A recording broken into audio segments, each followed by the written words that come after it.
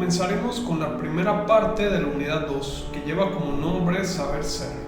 En esta unidad nos vamos a enfocar en analizar el desarrollo de cada una de sus potencialidades con la intención de mejorar su desarrollo tanto personal como profesional, no únicamente en la escuela, sino incluso en nuestras relaciones sociales. En el tema del día de hoy vamos a conocer cómo se clasifica el temperamento, cómo se clasifica el carácter y los diferentes tipos de personalidad que existen. Recuerda que es importante que desarrolles una evidencia que subirás a la plataforma al finalizar la clase. Adicional a esto, te voy a pedir que describas brevemente tu temperamento, carácter y personalidad con la información que veremos en unos momentos. Para muchas personas, el temperamento, el carácter y la personalidad son la misma cosa. A lo largo de los siglos, la ciencia ha estado estudiando cuáles son las diferencias entre estos conceptos, y conocerlas nos servirá a que nos podamos abrir la puerta a un nuevo umbral de conocimiento y entendimiento, ya que no todo lo que se manifiesta nos define. Es decir, cada uno de nosotros tenemos características personales que nos distinguen del uno al otro. El temperamento sirve de pilar y base para la conformación del carácter y la personalidad. Según los especialistas, es innato, puede tener muchos rasgos heredados y es inmodificable, lo que no significa que no pueda moldearse mediante la práctica. Para facilitar su comprensión global, el temperamento ha sido clasificado en 4 tipos. Tenemos el temperamento melancólico, el cual se caracteriza porque las personas son sensibles, creativas, perfeccionistas, perseverantes y algo introvertidas. Les cuesta tomar decisiones por su tendencia a querer que todo salga impecable y por la inseguridad de perder el control. Suelen tener tendencia a la tristeza o melancolía. El temperamento sanguíneo se caracteriza por ser personas que poseen un gran alto de alegría, son optimistas, les gusta estar en compañía y tienen mucha calidez. Su modo de actuar privilegia que los sentimientos hablen más que el análisis racional. Cambian de parecer con facilidad y les cuesta la disciplina formal. El temperamento flemático es propio de aquellos que se comportan de manera tranquila y serena y que son perseverantes y hasta cierto punto racionales, lo que les permite que se enfoquen en sus metas y objetivos. Valoran la precisión a la hora de pensar y de hacer. Suelen ocultar sus enfados y hasta ocultar sus emociones, por lo que a veces se les puede observar como personas frías. Frecuentemente son tímidos y evitan ser el centro de atención o sostener rasgos de liderazgo que los expongan demasiado. El último de los temperamentos es conocido como el temperamento colérico. Estas personas son energéticas, proactivas, tienen una tendencia al hacer y emprender y son firmes en sus convicciones. Confían en sus propios criterios y suelen confrontarse con los demás. Les gusta ejercer posiciones de liderazgo y poder y a veces pueden ser inflexibles, lo que los lleva a polemizar o generar enfrentamientos entre los miembros de un grupo. Mientras que con el temperamento nacemos y es el cimiento de lo que seremos en la vida, el carácter resulta del trabajo de moldear ese primer rasgo inicial. Así, el carácter es modificable, es educable, es adquirido y se puede modelar y controlar en sus diversas manifestaciones externas. Generalmente se conforma desde la niñez y la adolescencia, y esto se va fortaleciendo mediante las relaciones, la educación, la interacción social y las propias experiencias del individuo. Los expertos han determinado que existen 8 tipos. Tenemos el carácter nervioso, el cual siente vívidamente los estímulos y le generan reacciones emocionales. Es hipersensible, tiene un alto potencial de energía que, como no lo descarga convenientemente, está buscando salir como instintos o tendencias antisociales. Reacciona casi de inmediato y por lo general no mide las consecuencias. El carácter apasionado Es propio de las personas nostálgicas. Estallan en celos o, por el contrario, en odio. Están predispuestos a sacrificarse y tienen una visión de largo plazo. Se acostumbran a pagar precios por lo que quieren y buscan ser sobre todo compasivos y comprensivos. Por lo general, son personas que tienen don de mando y son buenos líderes. Tienen una gran capacidad para trabajar. Sin embargo, si les dieran a elegir, preferirían hacerlo solo. Son responsables y son sumamente dedicados a lo que hacen. El carácter colérico es propio de aquellas personas que se atreven para emprender nuevas tareas. Tienen arrebatos o estallidos emocionales, son personas extrovertidas y se le dan muy bien las relaciones sociales. Abandonan los objetivos ante dificultades, son un poco dispersas y les cuesta la disciplina, pero sobre todo, y hay que reconocerlo, son eficientes al improvisar, son rápidos para responder, son generosos, son serviciales y tienen un sentido práctico muy bien desarrollado. El carácter sentimental es propio de las personas introvertidas y con pocas habilidades sociales, excepto con quien se abre de verdad. Son sensibles hasta el extremo y tienen una dificultad para adaptarse a los cambios, por lo tanto tienen poca flexibilidad. Son de espíritu conservador, suelen costarle la lógica y el pensamiento abstracto, es decir, les cuesta razonar cosas que no pueden entender, se esfuerzan por hacer las cosas bien y sobre todo se desmotivan fácilmente. Por lo tanto, tienen poca autoconfianza y esto le lleva a actuar con lentitud en la mayoría de los casos. El carácter sanguíneo es de personas extrovertidas en su máximo nivel y sentido práctico al tope, es decir, le buscan la practicidad a todo lo que hacen. Tienen tendencia al egoísmo y son codiciosos. Son irónicos y son cínicos y utilizan una crítica dura. Tienen facilidad para comprender y razonar objetivamente. Es propio de aquellas personas que buscan resultados rápidos, incluso en lo económico. Tienen gran autoconfianza y piensan fríamente antes de actuar. El carácter flemático es propio de las personas que conocemos que son frías. Lo utilizan para ocultar los nervios y mantener la calma. Son constantes para proyectos a largo plazo, suelen ser poco expresivos, son autónomos y privilegian la libertad. Es decir, la autonomía se refiere a que ellos prefieren hacer las cosas a su manera. Se adaptan a los cambios, muestran templanza, son orgullosos y suelen ser ordenados y muy metódicos. El carácter amorfo es de aquellas personas que se pueden considerar como perezosas y que se acomodan a las circunstancias. Eligen ser poco sensibles, son valientes y tienen una conducta dócil. Buscan satisfacer los sentidos, por lo que suelen comer, dormir o beber en exceso. Son lentos para razonar y se dejan llevar por el momento. Viven sin demostrar preocupaciones y pueden ser personas sumamente desordenadas. El carácter apático es propio de aquellas personas en las cuales se nos es fácil depositar nuestra confianza.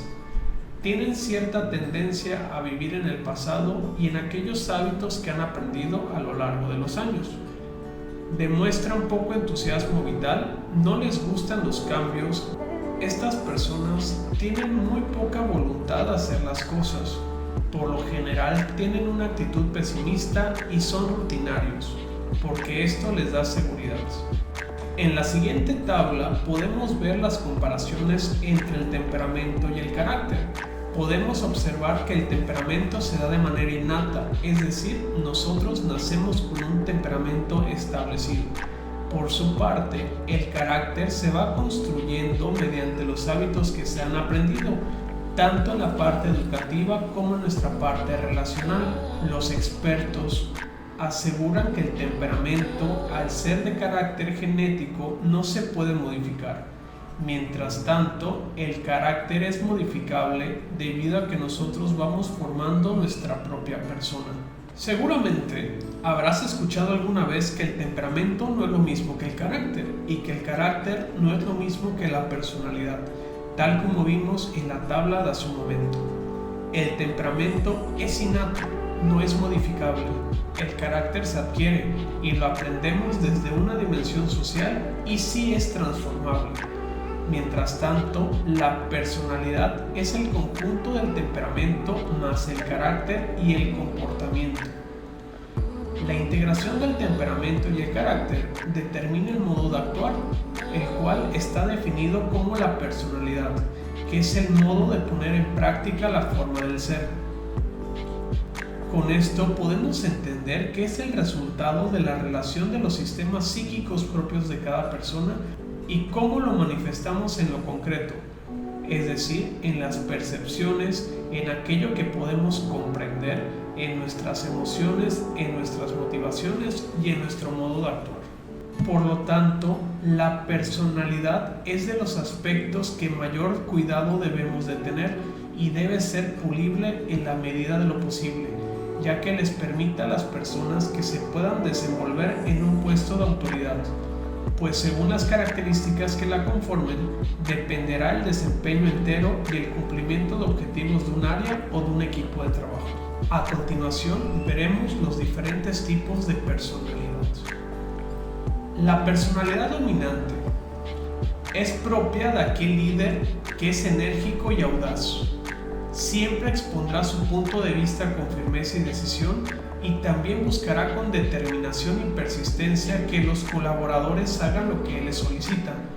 Las ventajas que trae al equipo una personalidad dominante son las siguientes. Para empezar, es ideal y muy funcional para una situación de crisis, porque pueden definir la ruta de acción sin titubeos y sin espacio para la opinión. Esto permite que se tengan iniciativas constantes y que sean innovadoras. Los líderes que tienen una personalidad dominante, al aprovechar su posición, pueden llegar a tener falta de tacto y diplomacia con sus colaboradores, y esto se atribuye a que son demasiadas cosas las que tienen que hacer, por lo que no ponen atención a los detalles.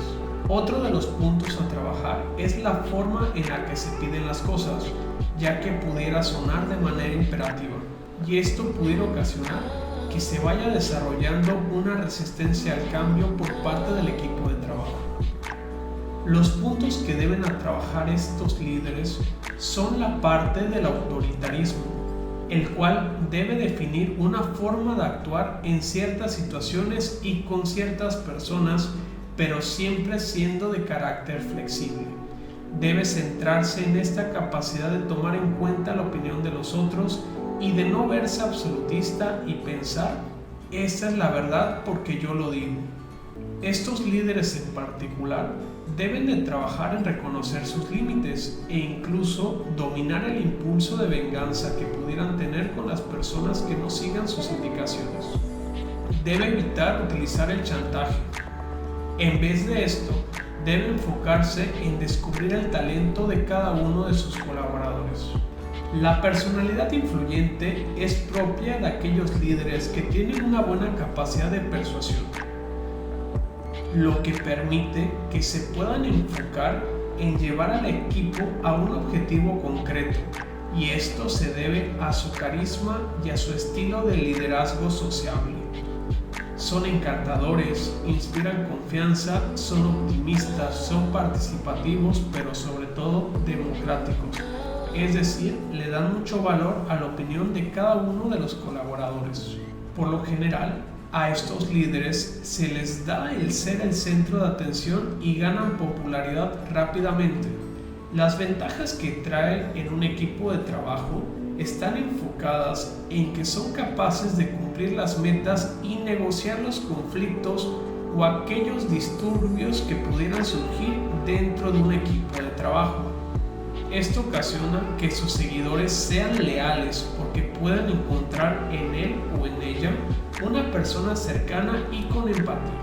Sin embargo, al ser personas con tanta influencia y gusto por los demás, pueden llegar a perder la objetividad en determinados momentos, lo que puede ocasionar que se les dificulte tomar decisiones frías y directas debido al miedo de poder afectar a los demás. Esta falta de objetividad puede ocasionar que se tenga poco éxito en trabajos que requieren de mucho control por confiar indiscriminadamente en las personas.